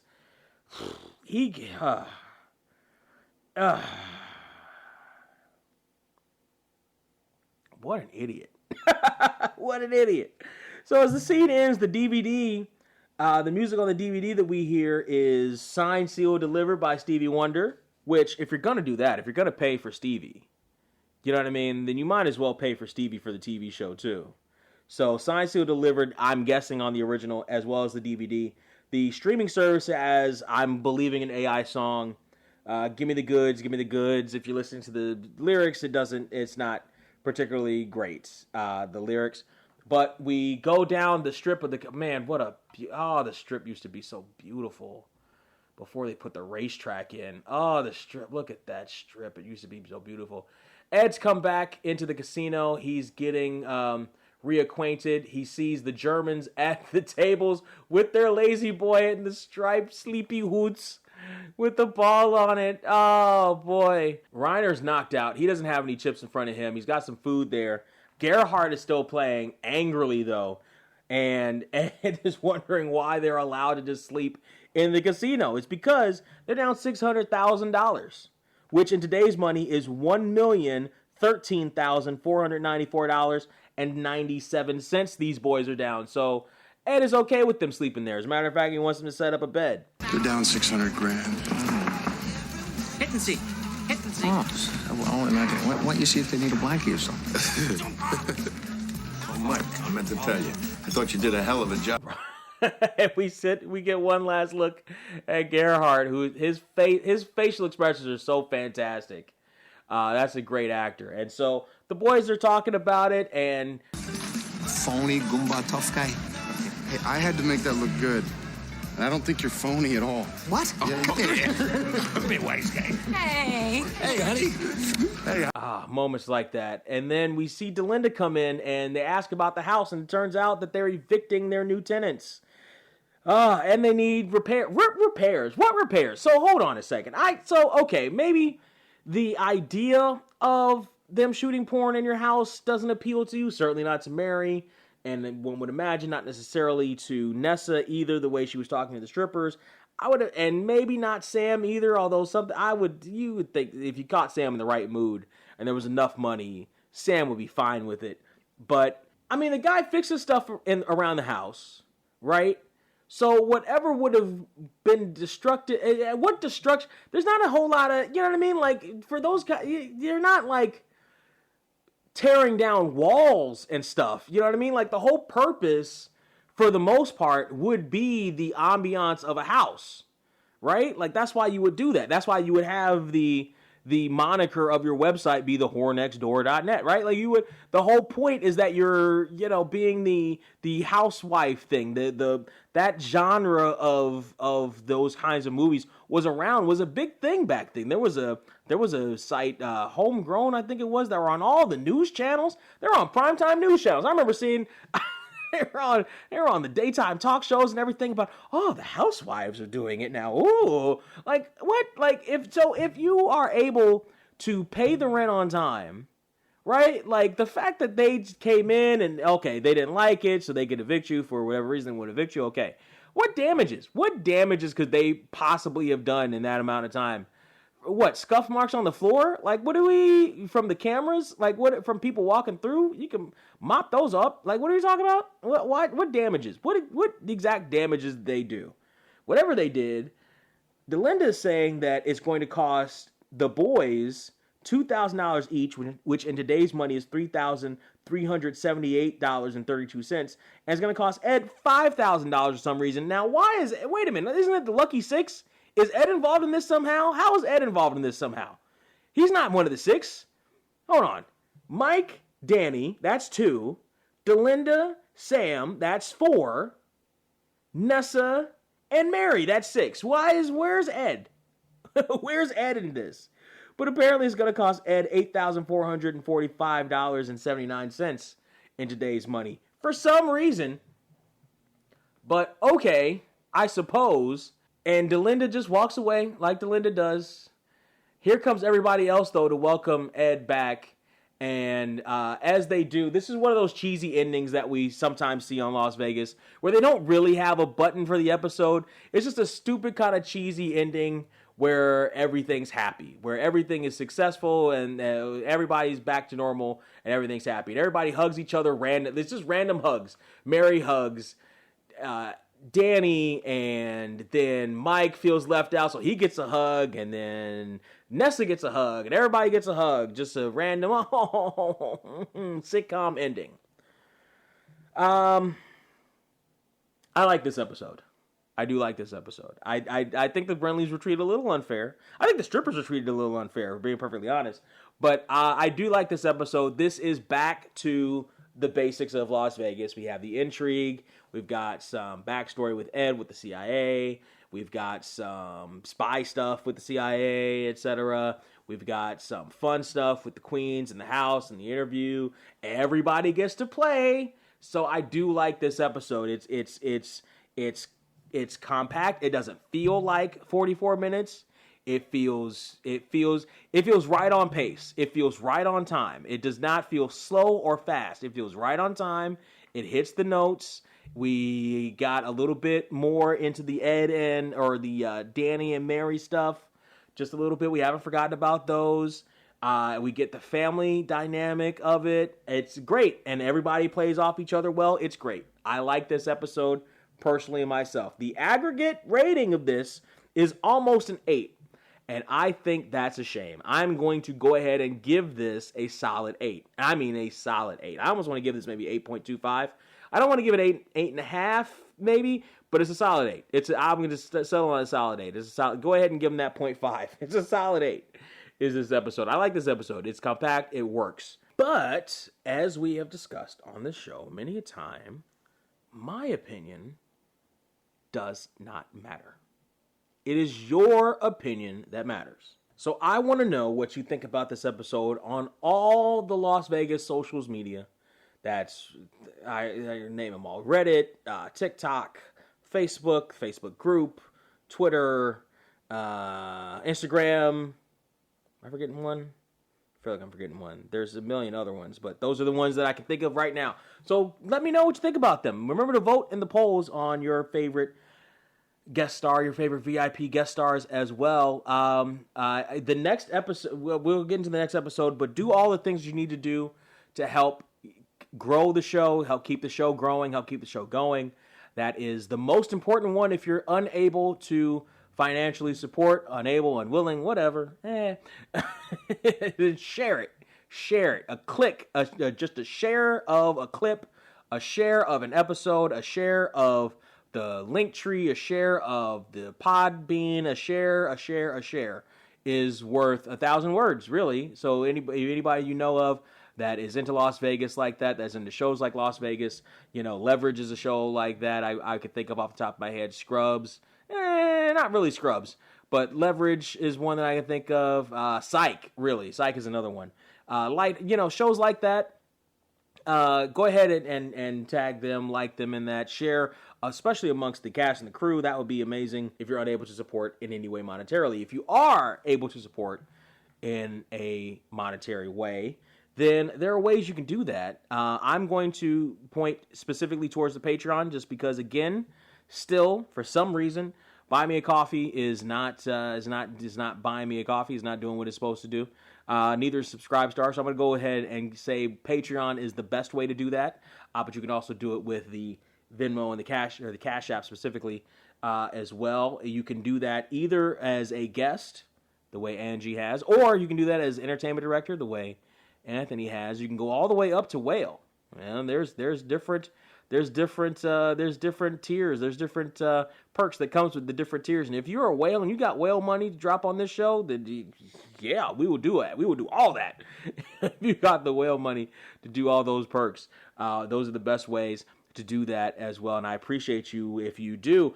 The next episode for next week is Catch of the Day, which originally aired October 4th, so a day after Desperate Housewife debuted was this episode. This is a fairly fun episode. The first, all the scenes before the intro alone are very fun. This is the Michael Bublé episode.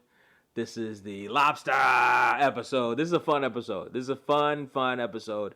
I can't wait to get to it.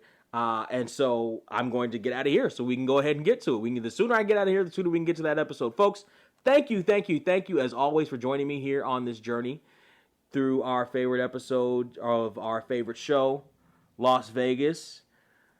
I appreciate you. I will see you next week. And until then, in the meantime, the in-between time, please take care.